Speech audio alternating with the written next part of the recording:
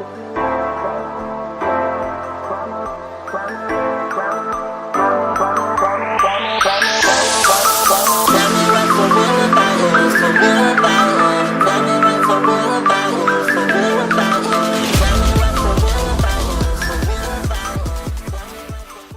les poterettes, c'est Erin, on se retrouve aujourd'hui pour une nouvelle vidéo, une vidéo top sur mes personnages préférés qui sont pas humains, donc c'est-à-dire les créatures auxquelles on va donner une importance particulière dans la saga, qui sont dotées d'un nom par exemple, qu'on voit très souvent.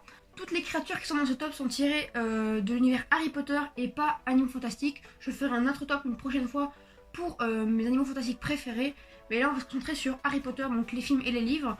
On va commencer par le numéro 10 pour aller jusqu'au numéro 1 pour laisser un petit peu de suspense. En 10ème place, j'ai mis Croque-Dur, donc le chien de Hagrid. On le voit pas souvent, il n'a pas une place super importante, mais je l'aime bien.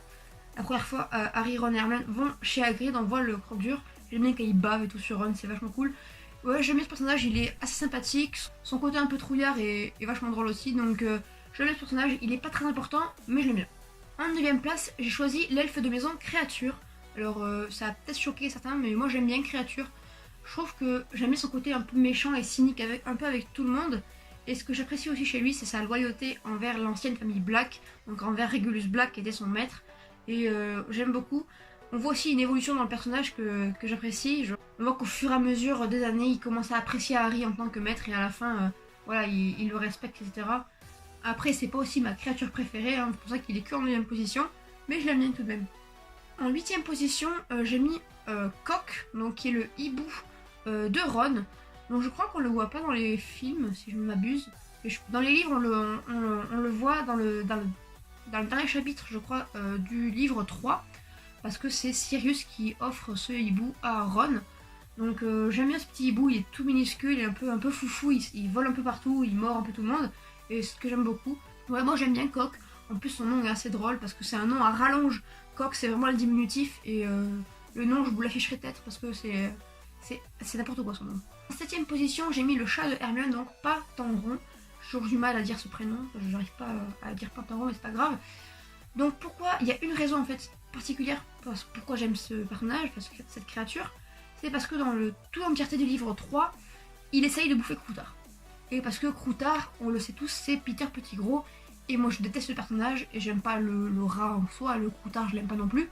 Et donc le fait que Pantagruel veuille le bouffer à chaque fois, c'est cool. On le voit déambuler, etc. Puis je crois à un moment donné, il y a Hermione qui le porte un peu en écharpe ou quoi, et ça me fait rire. Donc voilà. En 6ème position, j'ai pris le hibou Errol. Donc c'était l'ancien hibou de Ron. J'adore ce personnage parce qu'il me fait mourir de rire. Surtout deux scènes particulièrement où la première scène c'est quand il s'éclate contre la table des Gryffondor en apportant le courrier. Et la deuxième c'est quand il se prend la vitre chez les Weasley, ce qui est assez drôle. Donc en gros, Errol, pour ceux qui ne connaissent pas, hein, mais je pense quand même que vous en souvenez, c'est le hibou, c'est un hibou ultra vieux qui est un peu aveugle, un peu maladroit. Et du coup il me fait beaucoup rire ces situations. Hein. On le voit pas souvent, mais le fait qu'il est rajouté dans les films, je trouve ça quand même important parce que je trouve ça apporte un petit côté humoristique dans les moments un peu de tension, donc ce qui est assez cool.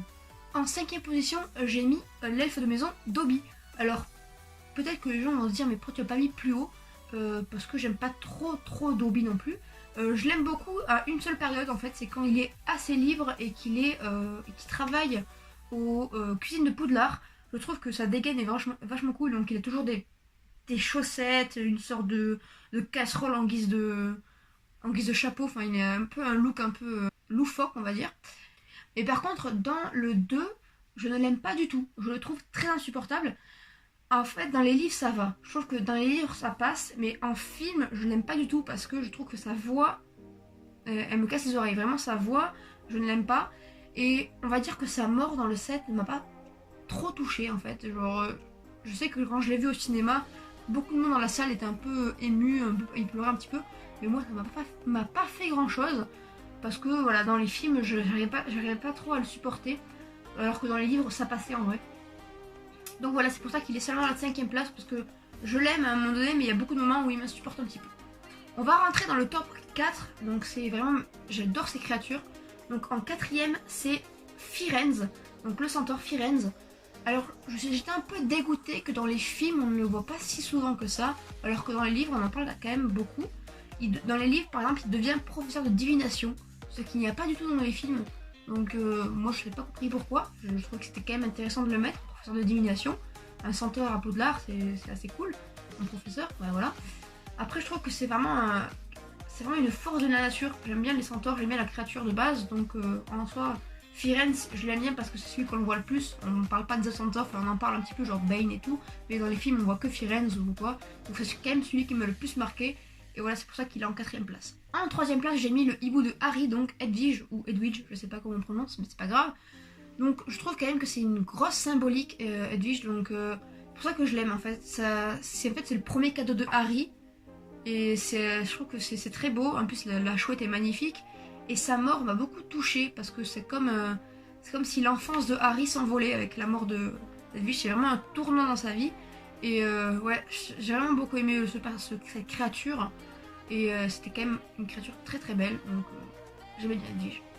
Ensuite, en 2ème position, j'ai mis Buck parce que j'adore les hippogriffes. Vraiment, je trouve que c'est quand même un animal majestueux.